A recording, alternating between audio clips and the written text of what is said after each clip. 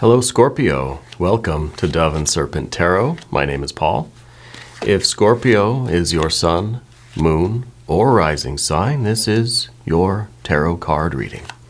Remember to hit the like button, leave a comment. Consider subscribing to the channel, especially if this reading resonates with you. If there is anything you would like me to pray over, or meditate upon, or send positive energy toward, please let me know. Now, this is going to be a general reading, so try to be open and receptive to whatever may come through during our time together. I am merely the messenger, and I ask you to connect directly with each of these cards and use your own intuition to take you beyond the details that I might provide. And remember, Scorpio, that the most important part of any tarot reading is you. And we start with a Five of Cups. I feel like, Scorpio, I feel like you've lately been going through a little bit of a kind of a down period, right? Been a little bit low lately.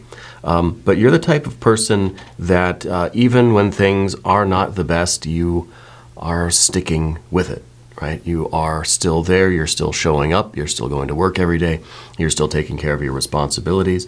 But right now it feels like there's just something that's uneasy about things, right? It might even be that there's kind of a dissatisfaction in all of these things, like these daily things, these mundane things, going to work, going to the grocery store and cleaning the house and all this kind of stuff.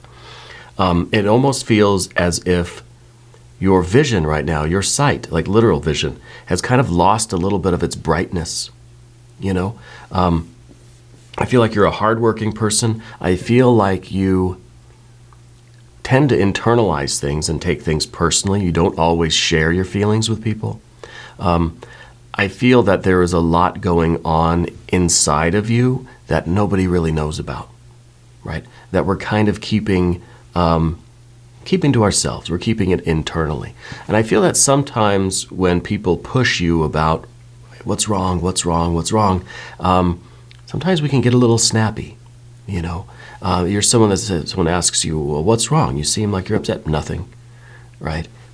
And then you kind of want people to back off at that point. You don't want them to keep asking. That kind of persistence, right, is going to, I think, it's going to annoy you a little bit. And it should, right? You're under no obligation to share your feelings with anybody or to tell people what is the nature of your internal environment right now, unless you choose to, right? I feel like with the Five of Cups, we're in need of some sort of not stability. So usually I see a 5 and I think, well, we got to get to the 4, right? We got to get some stability. There's some movement going on and we want it to settle down. We want a nice 4, right? In this case, no, I feel like you're looking for something more than that. We're looking for the 6 of Cups, right? We're not looking for things to settle down and get back to a basic routine. I think you already have that. What we're looking is for something to give us that extra sparkle. We're looking for the world to just be a little bit brighter right now, for things to take on a significance or a meaning, perhaps that they once had. Okay, let's put this into some context. Let's see what's going on with this 5 of Cups. Well, we've got the Wheel of Fortune. Well, look at that. The Wheel of Fortune is all Jupiter energy, expansiveness. It really is a super abundance. This is the wheel of time, but this is the wheel of divine time, right? This is a confirmation for me that lately you've been kind of feeling like you're at the bottom of the wheel, between the rubber and the road. Not a good place to be. Doesn't feel good down there. But this is that perception that things are starting to get brighter. I'm starting to see a little bit of that, that 6 of Cups, perhaps. That I can see things growing. I can see the meaning. I can see the connection between things, right? And, I think when we are on the outside of the wheel and we have the ups and the downs and the ups, and I guess that's kind of an oval, when we're traveling the wheel, right, it's very difficult to see what's on the other side of the wheel, right? We feel like this is the wheel, right? Every point on the wheel is kind of is the infinite moment, right? But if we can get to the center of the wheel, then we're standing there. We're seeing things go by coming and going, the seasons, the cycles of time, the cycles of life, the ups and downs of life. But we're staying centered, right? And it's almost a shifting of perception then from being kind of tossed about by the world or being subject to the ups and downs of the world, to then kind of standing back and finding that inner place, that stillness, that centeredness, that very holy place within us where we can kind of get a larger view of things. Things are in context a little bit more, right? But I think that this card is also showing that this Five of Cups, yes, we're not going back to the Four. We're not going back to stability and, maybe routine. We're going up. We're spiraling up to a higher plane. I think a lot of prosperity. I think a lot of things are going to start happening to you that really bring more meaning and depth to your life, okay? But it requires a shift in your perspective. To me, I feel like it requires you kind of to invoke Joseph Campbell here, follow your bliss. When you're following your bliss, all these other little mundane things just seem like sacraments, like rituals, like celebrations, right? If you're not following your bliss, if you're not following your heart, if you're not kind of accepting the call of your spiritual adventure, I feel like everything that we are doing lacks the luster that we want in our lives. So I feel like this card is a tremendous omen for you. Let's keep going here. This is really, really nice. This is abundance, superabundance. This is kind of saying, look, it's your time to shine, right?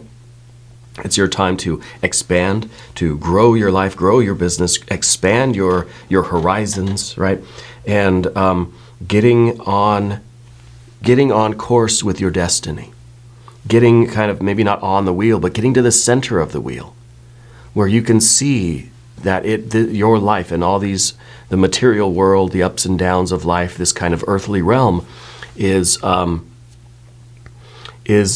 part of your path, part of your destiny, right? By getting to the center of that wheel. Now below everything we have a Queen of Pentacles.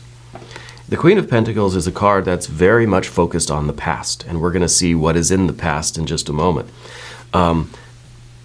But with this ability for you to see the past and to appreciate the past, I think you have a very good memory. I feel like you're somebody that, like, if your friends or your family are like, what year did that happen? Or when did we do this? Or who was with us when we went over here? I feel like you have a very, very solid memory. One might even say photographic. I feel like with your friends and stuff, they might not remember that concert that you went to 20 years ago, but you remember the exact day, the venue, who was playing, who the opening band was, who was there, and you probably even remember one kind of, one memorable incident that happened that evening or whatever, right? I think that because you internalize things so much, it is kind of written in your memory. It's written on your soul, right? Very good memory. And this can be useful. It can also be a bit of a hindrance, when we remember too many things from our past and we can't just like file something away and forget about it, I think things are always kind of there, and there's a reason why as human beings we tend to push things out of our conscious mind into the unconscious and even really forget about things, even though I don't think we ever really forget anything. It's just filed away somewhere and we don't know where we put it, But I feel like you are able to take the wisdom from the past, all of these past experiences of yours, and the idea with this card is to then distill that into wisdom, practical, functional wisdom that we can then look to the future and apply those lessons to the future. Okay? And I feel like that's kind of the shift of perspective now, because maybe we're looking back at the past, and I want to say that even in this past, there was a time where you felt that you were just really in harmony with your destiny. You felt like you were aspiring to the greatest heights of spiritual attainment, that you were on the path. Whatever that means to you, whatever that was, let's see what that card is. Well, it's that depth of feeling, right? There's the Queen of Cups now. And the Queen of Cups, of course, is kind of rules over all of the cups. So obviously these are very connected, right? So the reason why we're feeling this kind of uneasiness or maybe even some dissatisfaction or this just a lack of luster in our daily lives, I think is because you're thinking back to this time where maybe we felt a deeper sense of emotion. Maybe we felt at one point in the past very connected to ourselves, very connected with spirit, very connected with our ultimate kind of aim and purpose and plan. Let's say the highest attainment, the union with the universe, right? Union with God, goddess, deity. Using that as the example of kind of this, almost the highest conceivable, path that one could be on, just kind of, uniting with the whole universe, right? And that kind of coming together. I don't know if it was necessarily a spiritual or religious thing for you, but I think there was a time where you felt through your whole being, you felt that you were following your path, you were following your bliss, you were pursuing your happiness, right? You were doing what you needed to do as far as your kind of earthly and your spiritual destiny. Maybe you were doing what you loved, you were following that kind of natural inclination, you had accepted the call to adventure. Okay? And I think when you do that, again, with the depth of this card, there's surface level emotions, there's shallow emotions, and then there's the really deep stuff, right? This is the deep, deep ocean. And I think that you felt this kind of, it's a spiritual feeling, I think, where you're pursuing your bliss, you're following your path. And like I said earlier, it makes everything feel just like it's glistening. Everything feels holy. Even the most mundane tasks, washing dishes, tying our shoes, doing our laundry, going to work, everything feels like a holy task. Yeah, because it's all in support of that central aspiration that you have. And I think that you miss this kind of depth, this really connected feeling of just, and I don't know, I feel like there's a memory of that feeling, but how do we tap back into that feeling? And I don't even know how to describe that. It's a feeling, right? It is just that feeling that everything that you do is holy, and it's almost like your heart is just kind of singing and crying at the same time because of this holy path that you're on. It's really kind of an ecstatic thing, and it's I think it covers top to bottom your emotional body, right? And I think that's what the Queen of Pentacles is looking at. Now, the Queen of Pentacles is also a very practical card, so it could be that we're looking at this and thinking, well, now I'm in this very practical way of life. I really wish I was in this more connected, more spiritual kind of this feeling of holiness. Now, I don't mean to invoke religion or anything. It doesn't have to be a spiritual thing for you. That's just what I call it, but this is a really deep emotional connection with what you're doing, with how you're living your life, with the path that you are on, okay? And to me, that feels like a spiritual experience, yeah. Let's look at the top card of the path of the dove here. Now we have the Princess of Cups, more cups. And this is kind of, in a way, this is part of the solution, because I feel this is kind of a card that says we've just got to start again. We can't go back to exactly what this was and how we were, we look at the past, and you remember this time where you had this feeling of connection. I don't even know what to call it, right? It blows my mind. It's just this deep, essential feeling of, of love and of aspiration and of connection and of this yearning of you're on the right path, right? There's just no doubt about it.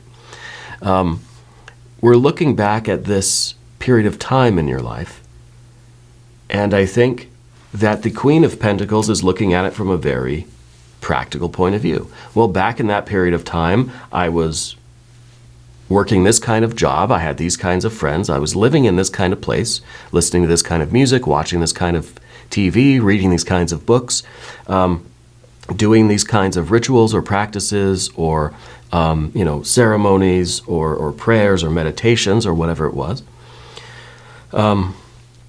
We think of all the practical things that we were doing, and we say, well, maybe if I do those now again, if I do those same things again, I will get this feeling back. I will then be back on the path. I'll be back on that that way of, that way of life, and I'll have that depth of feeling again. Okay? And that is really then translated into the Princess of Pentacles. See, the Princess of Cups, Princess of Cups is earth and water. Okay? And that's what we have here, earth and water. So it's kind of like that's our solution. We say, well, if I was doing the same things I was doing back then, if I do them now, maybe I'll kind of get back onto my path, and I'll get to the center of the wheel where I can have this kind of spiritual experience, this enlightened, this holiness, or whatever you want to call it. So maybe this is what we do. Maybe this is what we try. Okay? But I would offer a little bit of an addition here, I guess. I'd add a little bit of something.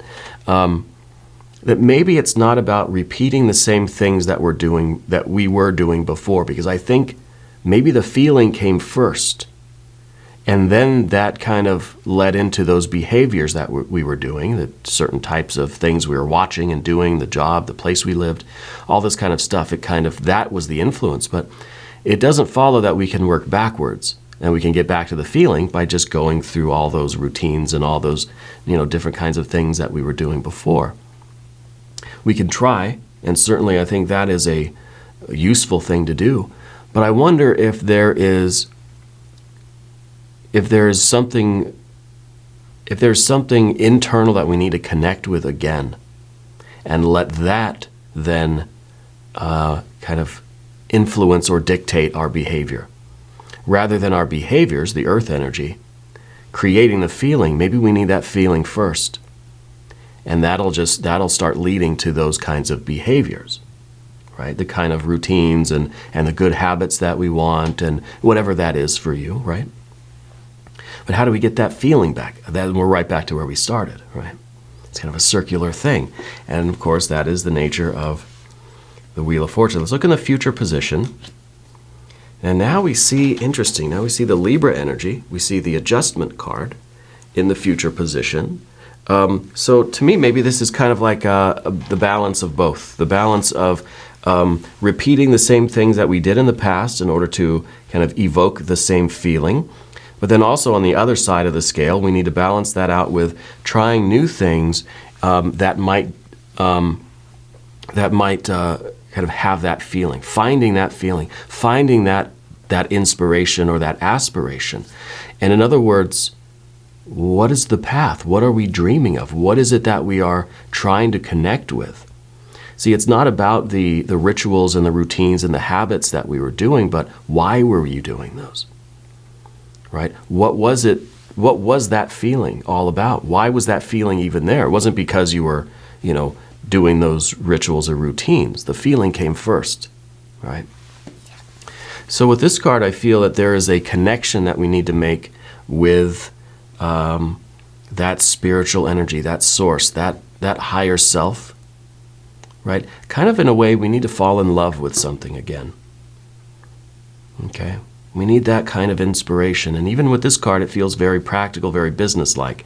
It's very much, very professional. It's like, well, if I do A, B, and C, it'll equal D, right? It's not really that kind of an equation.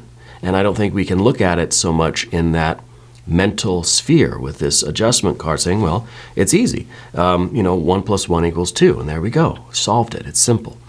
I think it has to be led by your heart. It has to be led by your imagination, right? So with the Princess of Cups, too, I think really the way forward, I kind of wish these cards were switched. I think we need to really direct our attention to the Princess of Cups, and we need to follow the signs and symbols of our dreams, of synchronicity in the world around us. And we have to allow our heart to direct us to those things that we can fall in love again. Right? Was it a spiritual thing? Was it a devotion to God or a goddess or a deity of any kind? Was it a devotion to just enlightenment, nirvana? Was it an aspiration to I don't know, any of these things? To have knowledge of and conversation with your true self, right? And that spiritual connection or aspiration, just the drive, the desire, the aspiration to have the connection, then leads you into all these other creative things and kind of influences your behaviors, kind of where you're living, where you're walking, what kind of moods you're in, what kind of books you read, what kind of art you create. It's even the motivation to, I want to start creating art again, start writing poetry again or something, right? The feeling came first and then the poetry.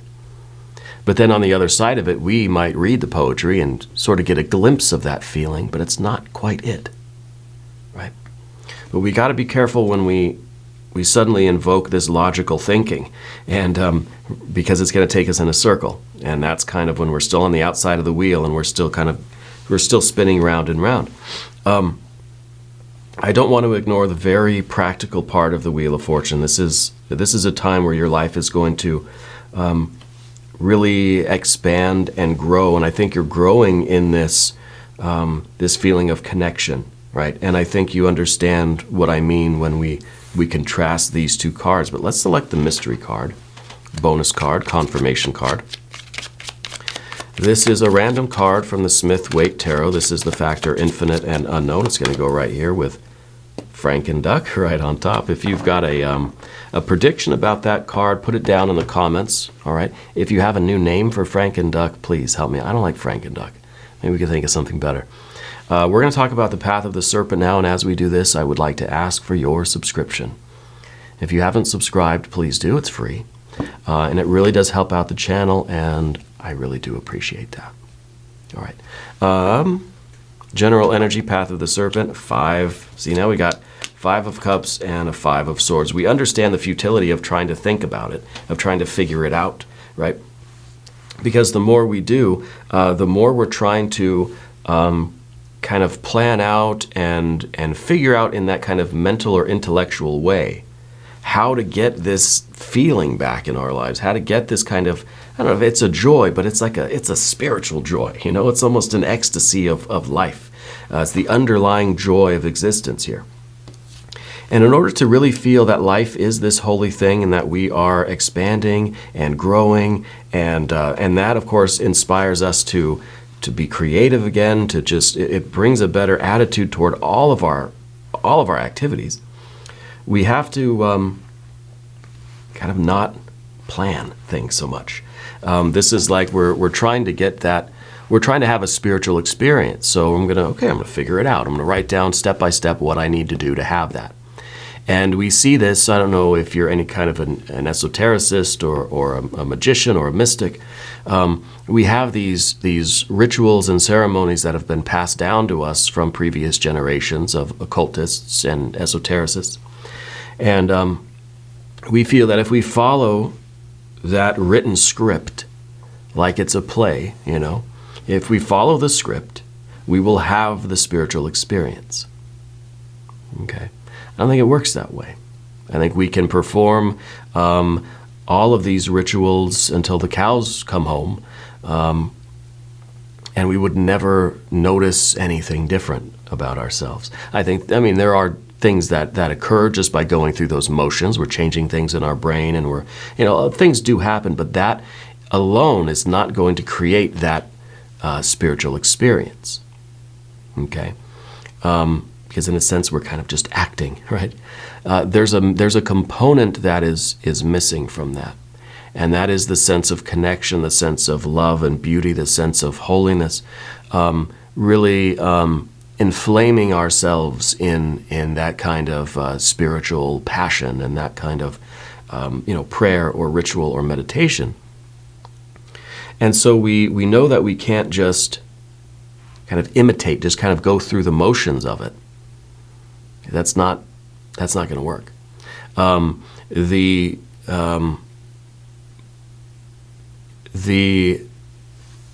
written rituals are important, but they don't create that sense of connection or that sense of holiness.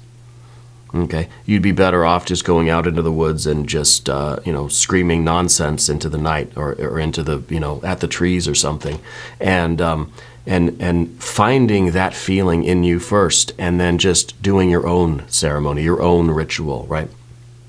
The things that you create, the things that are motivated by that feeling. Again, see, behavior comes after the feeling.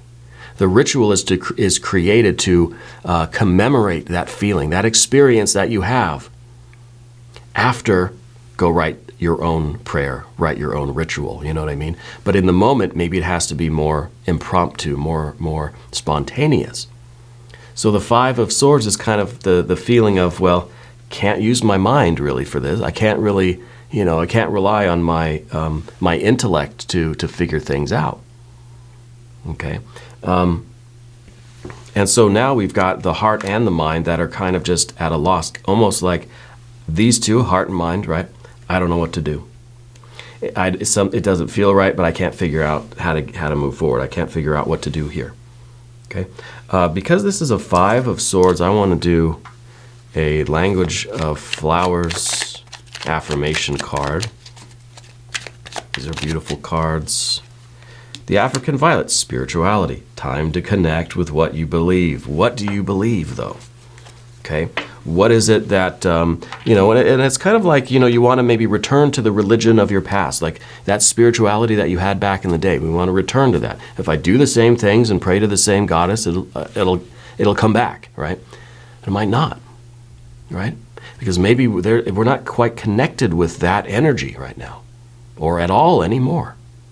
We might have to find what God or what goddess is for you now. What do you believe now? Okay, and this isn't an argument for or against monotheism or anything like that. This is your personal spiritual path.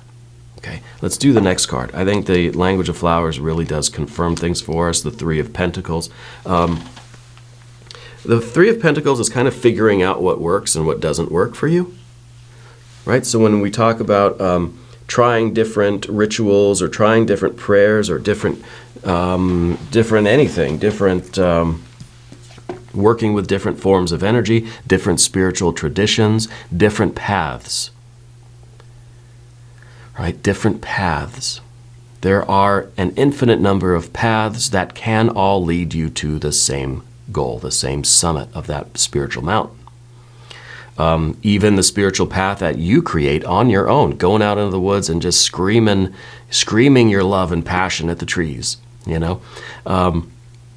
It's not an argument for paganism, but it's, every one of us has our own unique path. And maybe to get started, we choose a path that resonates with us, and we follow it for as long as we can. But I think that you've crossed a bit of a threshold there, because for some reason, this path that you were on is in the past. And I feel like you're not on that path right now, for whatever reason.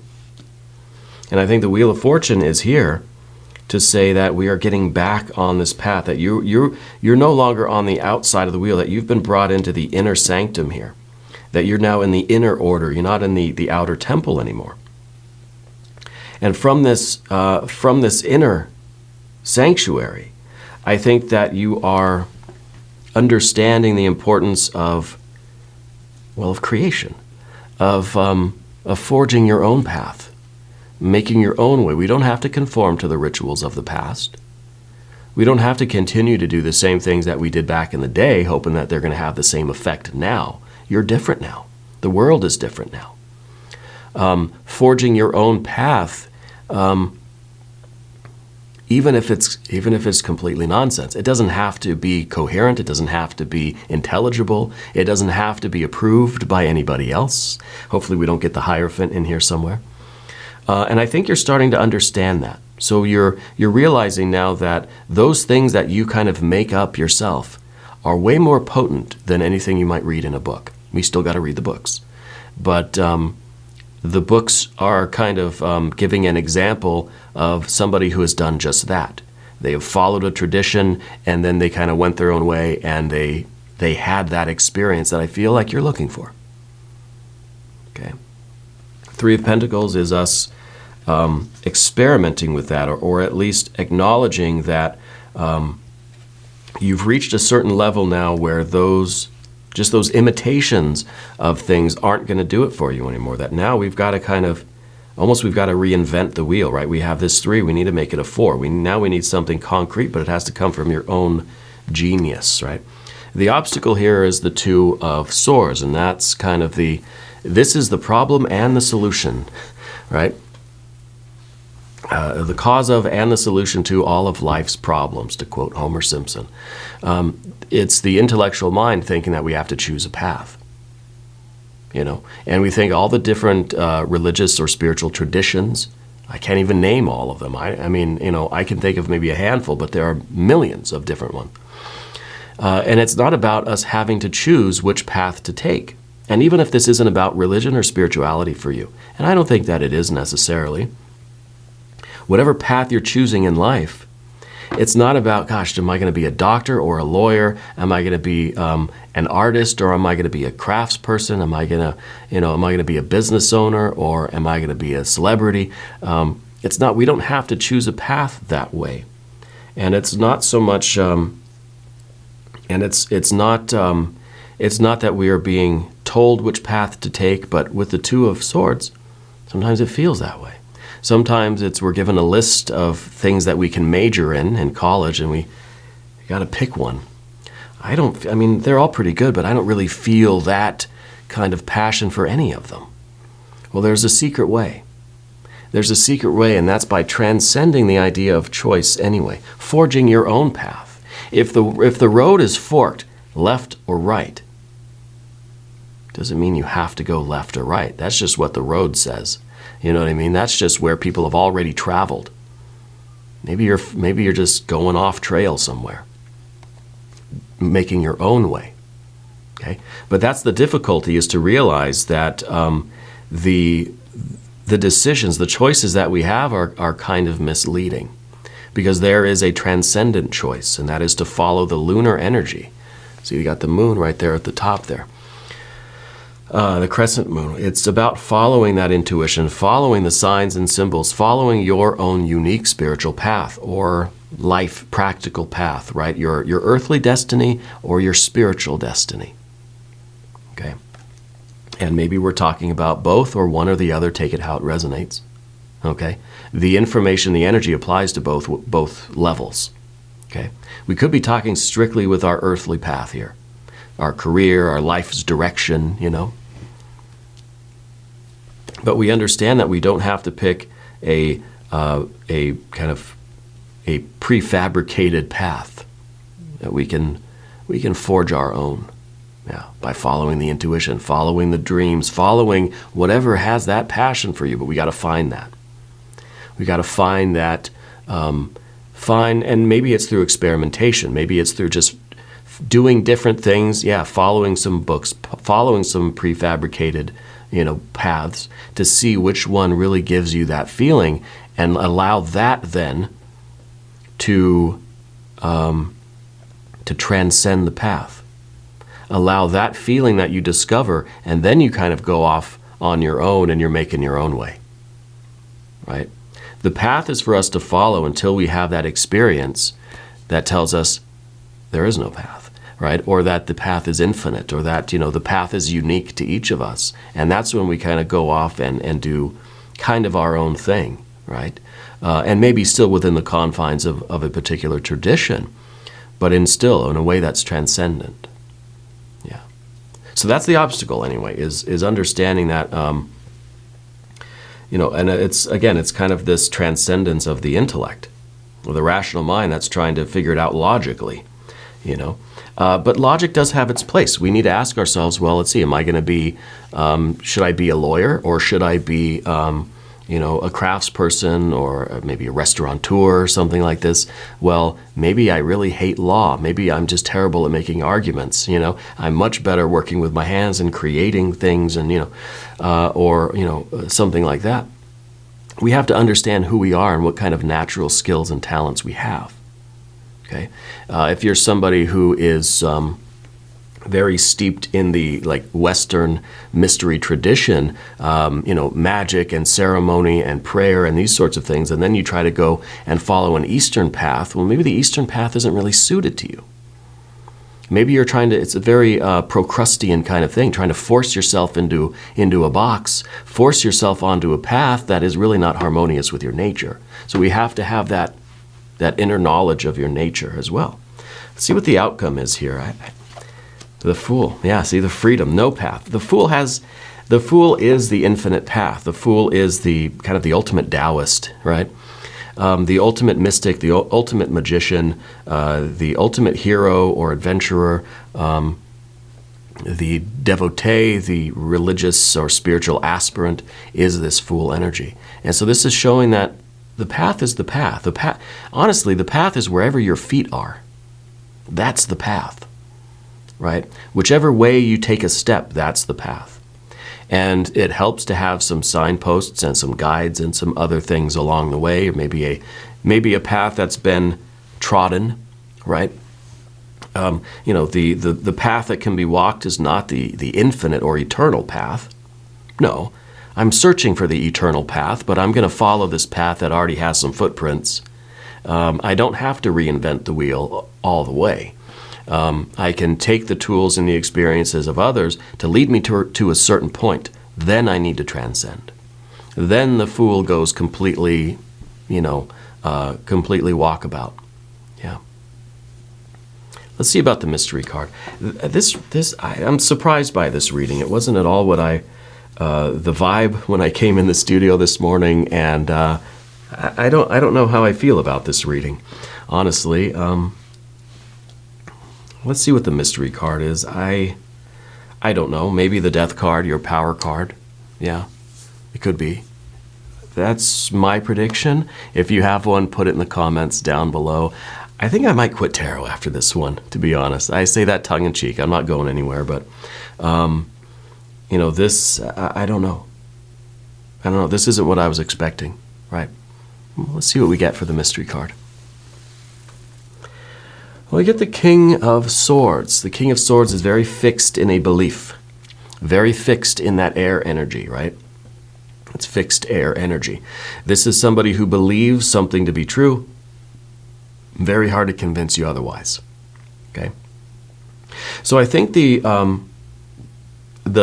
limitation or the blockage of you experiencing this transcendent Jupiter Wheel of Fortune energy, this expansion, this abundance, this superabundance and prosperity and wealth, both spiritually and physically, is this fixed belief, this fixed idea that you have in your head.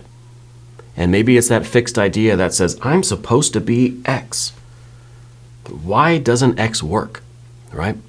And so we're so fixed in that. I'm supposed to be a lawyer. But every time I try to lawyer, I'm terrible at it. I hate it, and I don't want to do it anymore.